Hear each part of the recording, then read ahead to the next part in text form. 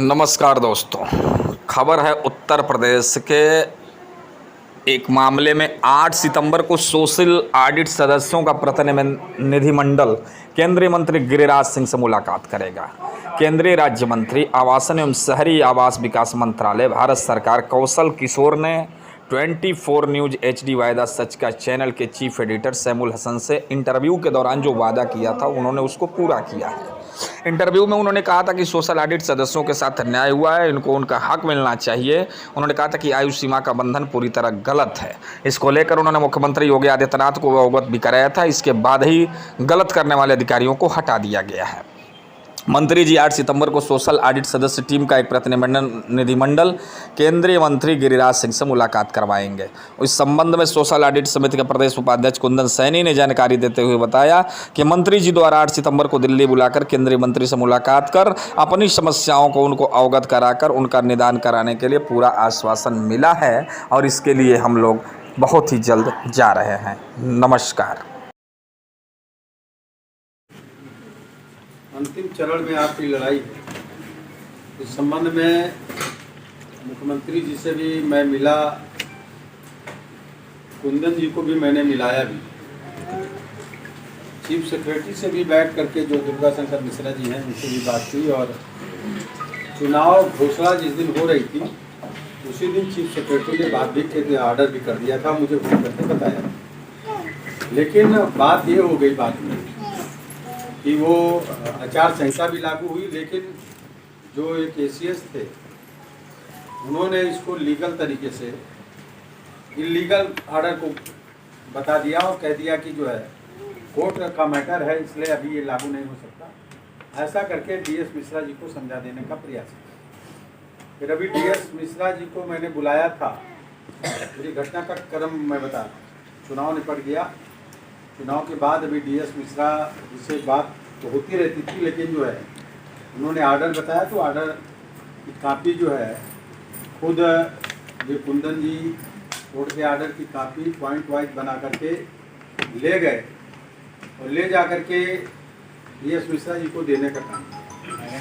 उसके बाद में आया कि वो लीगल तरीके से, जैसे कोर्ट ने आपके कह दिया कि सरकार इस पर तय करेगी, वो जिस तरीके से चाहे वो करे तो सरकार ये निर्णय कर सकती।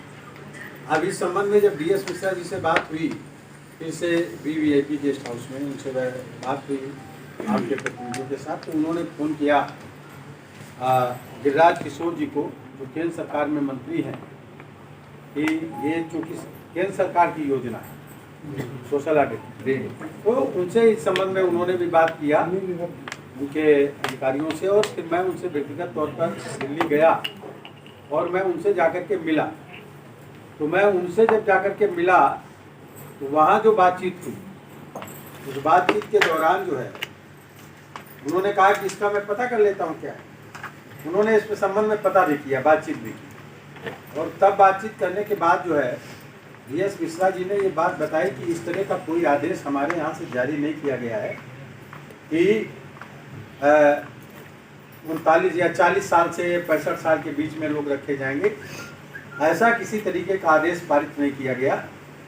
ये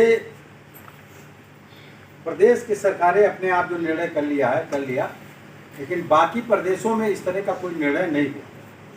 ये भी DS मिश्रा जी ने बताने का काम किया नहीं है।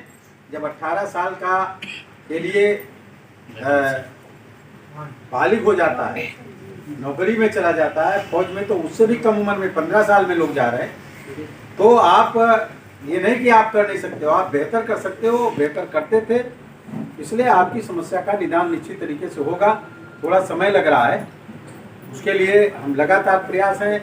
मैं ऐसा नहीं कि मैं कोई हीला हवाली करता हूँ या आपकी टीम के लोग हीला हवाली करते हो, नहीं। आपके जो नेता लोग हैं, आपकी जो लड़ाई लड़ रहे हैं, मैं जानता हूँ कि बेचारे सुबह से शाम तक अगर लखनऊ में रहेंगे, अगर मैं लखनऊ में हूँ तो सुबह भी रहेंगे, दिन भर भी रहेंगे, शाम को भी रहेंगे, एक ही काम के लिए रहते, सिर्फ आपकी समस्याओं के लिए लगे रहते। तो मैं इस बात को अच्छी तरह समझ भी रहा हूँ, देख रहा हूँ। मैं बहुत जल्दी ही इसमें एक प्रतिनिधिमंडल आपका जो है माननीय गिरिराज किशोर जी से मिलवाऊंगा। 5 सदस्यीय या 4 सदस्यीय जो लोग भी चाहेंगे चलेंगे तो दिल्ली में चल करके उनसे टाइम लेकर के मैं बता दूंगा, आपकी वहाँ पर बात कराऊंगा वो कब रहेंगे। अभी मैं वैकेंसी निकालोगे, ठीक है ना, उसके बाद आप उनसे जो वैकेंसी बचेगी तब आप अलग से भर्ती कर सकते हो। इसके पहले मैं श्रम राज्य मंत्री था, ITI में करीब 450 लोग अतिथि वक्ता के रूप में पढ़ाते थे और डायरेक्ट निकाल दी गई मुलायम सिंह जी की सरकार में, और उन्होंने कहा डायरेक्ट भर्ती करेंगे। मैंने उनको लिख के दिया, वो नहीं माने, फिर मैंने लिख करके दे दिया उन लोगों को, वो हाईकोर्ट चले गए, रुक गई। इसलिए कि नियम है, श्रम कानून ये है कि जो लोग पहले से काम कर रहे हैं उनको नियमित करो, से जो जगह बचती हैं तब उनको डायरेक्ट भर्ती करने का काम करो, ठीक है। तो इस कानून को आप भी समझो कि उम्र का फैसला हो जाएगा, वैसे ही आपको नियमित करने की बात करनी पड़ेगी। नियमित की बात नहीं, नियमित करना पड़ेगा, ठीक है ना।